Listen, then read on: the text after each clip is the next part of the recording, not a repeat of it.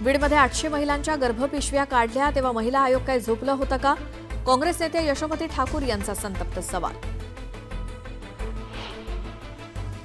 संविधान आणि सर्वोच्च न्यायालयाचे नियम पायदळी तुडवून सामाजिक न्याय आणि आदिवासी विभागाचा पैसा लाडक्या बहिणींसाठी वापरला. यशोमती ठाकूर यांनी सरकारवरती केला हल्लाबोल.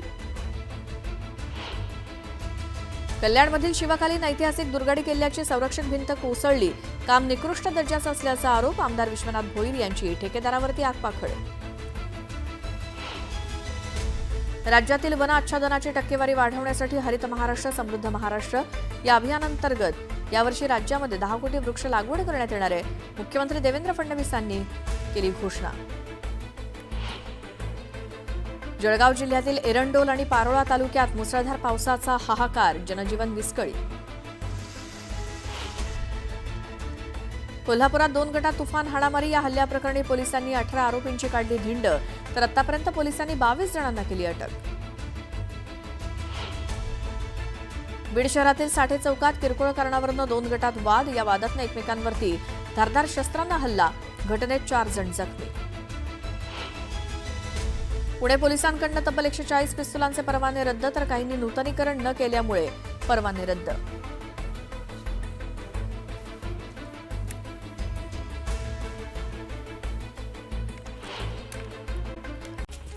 अमरावतीमध्ये आयपीएलच्या फायनल मॅचवर ऑनलाईन पद्धतीनं सट्टा लावणाऱ्या 6 बुकींना अटक करण्यात आली आहे. त्यांच्याकडून 3,89,000चा मुद्देमाल जप्त करण्यात आलाय. अमरावती गुन्हा शाखेनं ही कारवाई केली आहे. वैष्णवी हगवण्याच्या मारेकऱ्यांना कठोर शिक्षा करा या मागणीसाठी देहूतील किवळे विकासनगर इथे कॅन्डल मार्च काढण्यात आला. हुंड्याची प्रथा कायमस्वरूपी बंद करून हुंडा मागणाऱ्यांवर कठोर कारवाईची मागणी करण्यात आली आहे. जळगाव जिल्ह्यातील बोदवड तालुक्यातील शेतकरी शांताराम कोळी यांनी जिल्हा परिषद कार्यालयासमोर अंगावर पेट्रोल ओतून आत्मदहनाचा प्रयत्न केला. तलावातील पाण्यामुळे त्यांच्या शेतीचं नुकसान होत आहे, मात्र याकडे प्रशासन दुर्लक्ष करत असल्यानं त्यांनी हे टोकाचं पाऊल उचललं. जळगावमधील दीपनगर औष्णिक वीज निर्मिती केंद्रातून मोठ्या प्रमाणात राखेचं प्रदूषण होत आहे आणि या राखेच्या प्रदूषणामुळे परिसरातील शेतकरी त्रस्त झालेत. राखेच्या प्रदूषणामुळे तापी नदीच्या पाण्याचंही प्रदूषण होत असल्याचा आरोप एकनाथ खडसे यांनी केलाय.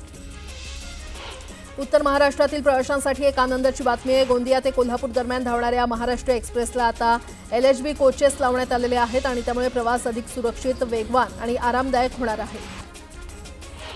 लातूर जिल्ह्याच्या बार्शी महामार्गावर लातूर ते बोरगाव काळे दरम्यानची रस्त्याची दुरवस्था झाली आहे, तर यामुळे कराड लातूर ही एसटी बस घसरून अपघात झाला. अपघातात 15 प्रवासी किरकोळ जखमी झाले. हिंगोली जिल्ह्यामध्ये काँग्रेस पक्षाला आणखी एक धक्का बसलाय. काँग्रेसचे युवक आघाडीचे जिल्हाध्यक्ष बालाजी कर्डिले यांनी बुधवारी ठाकरेंच्या शिवसेनेमध्ये प्रवेश घेतला. मुंबईमध्ये पक्षप्रमुख उद्धव ठाकरे यांच्या हस्ते त्यांनी शिवबंधन बांधलं. आता एक मोठी बातमी. गेल्या काही दिवसांपासून राज्याच्या राजकारणात मोठ्या घडामोडी घडतायत आणि उद्धव ठाकरे यांच्या पक्षातील एकूण 5 खासदार एकनाथ शिंदे यांच्या शिवसेनेच्या संपर्कात आहेत अशी माहिती सूत्रांकडून मिळते. विशेष म्हणजे या खासदारांना पक्षात थांबवण्याचा प्रयत्न उद्धव ठाकरे यांच्या पक्षाकडून केला जात असल्याचंही सूत्रांनी सांगितलंय. गेल्या काही दिवसांपासून राज्याच्या राजकारणात मोठ्या घडामोडी घडतायत आणि असं असतानाच आता महाराष्ट्राच्या राजकारणातून ही मोठी माहिती समोर येते. वरिष्ठ सूत्रांनी न्यूज 18 लोकमतला या संदर्भातली माहिती दिली आहे. त्या खासदारांना थांबवण्याचा ठाकरेंकडून मोठ्या प्रमाणात प्रयत्न सुरू आहे आणि त्यांच्या मनधरणीचे प्रयत्न देखील पक्षाकडून केले जात आहेत. या क्षणाची अतिशय मोठी राजकीय बातमी आपण पाहतोय. उद्धव ठाकरे यांच्या पक्षातील एकूण 5 खासदार हे एकनाथ शिंदे यांच्या शिवसेनेच्या संपर्कात आहेत अशी माहिती मिळते. परळीमधील मलिकापुरा भागातील तरुणाला महावितरणाच्या तारेचा करंट लागून त्याचा मृत्यू झालाय. यावेळी धनंजय मुंडेंनी मृताच्या कुटुंबियांची सांत्वनपर भेट घेतली. यावेळी त्यांनी महावितरणाची चूक असल्यानं त्यांनी तात्काळ मदतीचा प्रस्ताव पाठवावा अशा सूचना केल्या. देशभरात कोरोनाचा प्रादुर्भाव वाढत असल्यानं सरकारनं सर्व आरोग्य यंत्रणांना सतर्कतेच्या सूचना केल्या आहेत. त्यानुसार चंद्रपूर जिल्ह्यामध्ये देखील प्रशासनानं संपूर्ण यंत्रणा कार्यान्वित केल्या आहे. रुग्णालयामध्ये सर्व आवश्यक उपाययोजना करण्यात आलेल्या आहेत. जळगावात श्री महेश नवमीनिमित्त समाज बांधवांनी शोभायात्रेमध्ये उत्स्फूर्त सहभाग घेतला. यावेळी शोभायात्रेमध्ये सजीव देखाव्यासह भव्य शिवलिंग आकर्षण ठरले. जळगाव जिल्ह्यातील एरंडोल आणि पारोळा तालुक्यात मुसळधार पावसानं हाहाकार माजवला आहे. त्यामुळे जनजीवन विस्कळीत झालं असून रस्ते देखील जलमय झाले आहेत. शेतात पाणी शिरल्यानं बळीराजावर पुन्हा आर्थिक संकट ओढावलंय. अतिक्रमण कारवाईसाठी गेल्या आठवड्यापासून बंद ठेवण्यात आलेला सिंहगड किल्ला आजपासून पर्यटकांसाठी पुन्हा खुला करण्यात येणार आहे. सिंहगड किल्ल्यावर मोठ्या प्रमाणात अतिक्रमण झालं होतं. तसंच पावसाळी कामासाठी हा किल्ला 29 मे पासून बंद होता. पैसे दुप्पट करण्याची बतावणी करून पैसे लुटणाऱ्या टोळीला अमरावती पोलिसांनी अटक केली आहे. पैसे दुप्पट करून देतो अशी माहिती सांगत परतवाडा इथे फिर्यादीला मारहाण करून त्यांच्याकडून 6.50 लाख हिसकावले होते. पोलिसांनी 4 तासात या 6 आरोपींना अटक केली आहे. मुळशी तालुक्यातील महत्त्वाचा समजला जाणारा पौडी येथील पुणे कोलाड राष्ट्रीय महामार्गाचं काम रखडलंय. हा मार्ग पूर्ण करावा यासाठी उबाठा शिवसेनेनं आंदोलन केलं. कोल्हापुरात 2 गटात तुफान हाणामारी झाली होती आणि या हल्ल्याप्रकरणी पोलिसांनी 18 आरोपींची धिंड काढली आहे. तर आतापर्यंत पोलिसांनी 22 जणांना अटक केली आहे. बीड शहरातील साठे चौकात किरकोळ कारणावरून 2 गटात वाद झालाय. या वादातून एकमेकांवर धारदार शस्त्रानं हल्ला करण्यात आलाय. या घटनेमध्ये 4 जण जखमी झाले असून जखमींवर जिल्हा रुग्णालय आणि खासगी रुग्णालयामध्ये उपचार सुरू आहेत. या प्रकरणाचा पोलीस अधिक तपास करत आहेत. पुणे पोलिसांनी गेल्या काही दिवसात तब्बल 140 पिस्तुलांचे परवाने रद्द केल्याचं समोर आलंय. पिस्तुलाचा परवाना असलेल्या यातील काही व्यक्तींविरोधात गुन्हे दाखल आहेत तर काहींनी नूतनीकरण न केल्यामुळे हे परवाने रद्द करण्यात आले. बकरी ईद काही दिवसांनी साजरी होणार आहे आणि त्या अनुषंगानं छत्रपती संभाजीनगर शहरात अवैधरित्या गोवंश वाहतूक करून आणण्यात आली होती. पोलिसांनी छापा टाकत कत्तलीसाठी आणलेल्या 86 गोवंशांची सुटका पोलिसांनी केली आहे. तर 3 आरोपींना ताब्यात घेत त्यांच्याविरोधात गुन्हा दाखल करण्यात आला आहे. राज्यातील बाजार समित्यांमध्ये कांद्याची 1,62,000 क्विंटलची आवक झाली. तर नाशिक जिल्ह्यामध्ये उन्हाळ कांद्याची 90,000 क्विंटल आवक झाली असून सोलापूर बाजारात लाल कांद्याला 1,000 रुपये तर उन्हाळ कांद्याला लासलगाव बाजारात 1,420 रुपये दर मिळाला.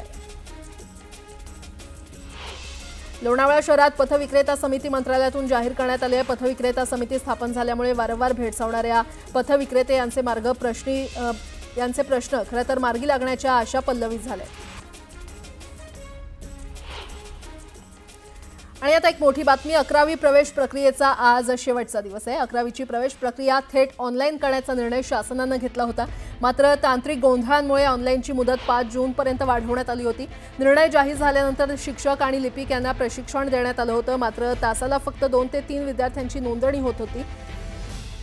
आणि 11वी 12वी संलग्न असलेल्या महाविद्यालयांना विद्यार्थी संख्येचं वेगळे निकष आहेत. अनुदानित तुकड्यांना वेगळे, वरिष्ठ महाविद्यालयांना एका तुकडीसाठी 120 विद्यार्थ्यांचा निकष आहे.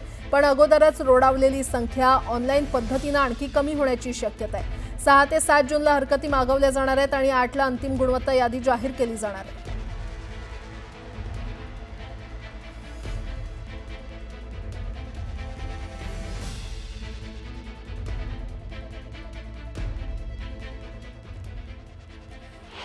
शशांक खगवणे याच्या अडचणींमध्ये आता आणखी वाढ होणार आहे. चाकण पोलीस स्टेशनमध्ये आर्थिक फसवणूक केल्याबाबत गुन्हा दाखल होणार आहे. पोकलेन मशीनच्या भाड्याचं चेक बाउन्स केल्याचं पोलिसांमध्ये तक्रारी दाखल असल्याचं समोर आलं. पुण्यातील यशवंतराव चव्हाण नाट्यगृहात उंदरांचा सुळसुळाट असल्याचं समोर आलेलं आहे. यावेळी नाट्यगृहात उंदीर पकडण्याचे पिंजरे ठेवत शरद पवारांच्या राष्ट्रवादीनं आंदोलन केलं. तातडीनं उंदरांचा बंदोबस्त करण्याची मागणी पालिकेकडे करण्यात आली आहे. शनी शिंगणापुरातील शनिदेवाचं मंदिर रात्री 10:30 वाजेपासून पहाटे 4 वाजेपर्यंत बंद राहणार आहे. केवळ गुढीपाडवा, शनी जयंती आणि शनी अमावस्या या महत्त्वाच्या दिवशीच 24 तास दर्शन सुरू राहणार आहे. रुक्मिणी मातेची पालखी अमरावतीमध्ये दाखल झाली आहे. यावेळी युवा स्वाभिमानच्या कार्यकर्त्यांनी पालखीचं जल्लोषात स्वागत केलं. पुण्यातील सिम्बॉयसिसमध्ये प्रवेशाच्या नावाखाली फसवणूक करणाऱ्याला अटक करण्यात आली आहे. सिम्बॉयसिस महाविद्यालयाची खोटी जाहिरात करून विद्यार्थ्यांची फसवणूक करत असल्यानं कारवाई करण्यात आली आहे. दिव्या आकाश यादव आणि कुणाल बिरेंद्र कुमार असं अटक करण्यात आलेल्यांची नावं आहेत.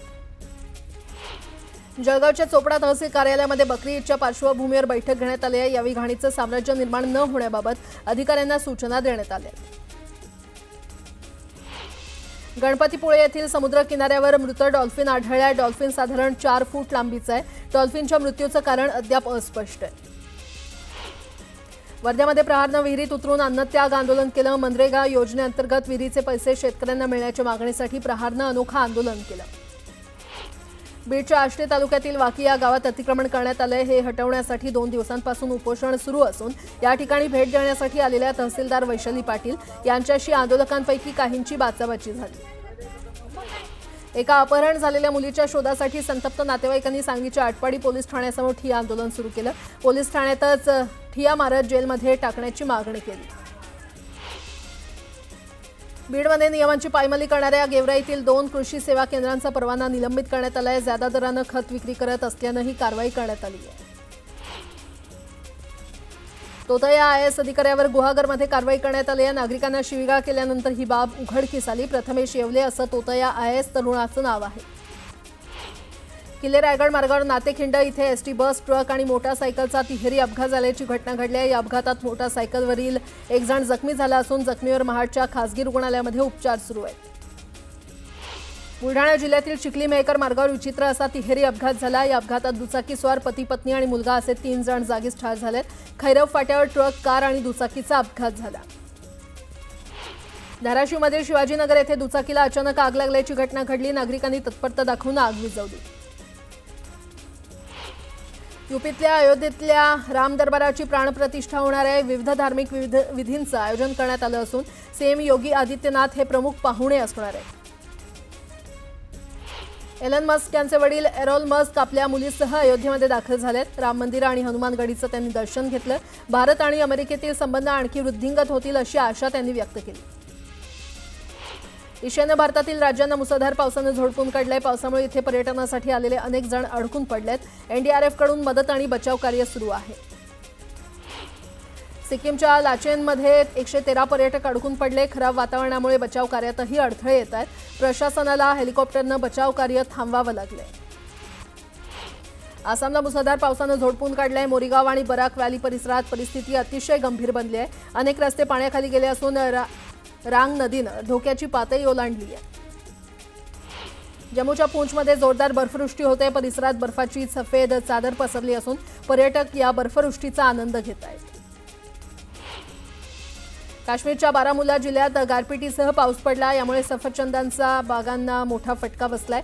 यामुळे परिसरातील शेतकऱ्यांचं मोठं नुकसान झालंय. उत्तराखंडच्या हेमकुंड साहिबमध्ये तुफान बर्फवृष्टी झाली आहे. त्यामुळे इथे येणाऱ्या पर्यटकांच्या अडचणींमध्ये वाढ झालेली आहे. SDRF आणि प्रशासनाकडून यात्रेकरूंच्या सुविधेसाठी विशेष पथकं तैनात करण्यात आली आहेत. उत्तराखंडमधील रुद्रप्रयाग इथे तुफान बर्फवृष्टी झाली आहे. बर्फवृष्टीमुळे कडाक्याची थंडी पडली आहे. कडाक्याच्या थंडीतही दर्शनासाठी मोठ्या संख्येनं भाविक इथे येत आहेत.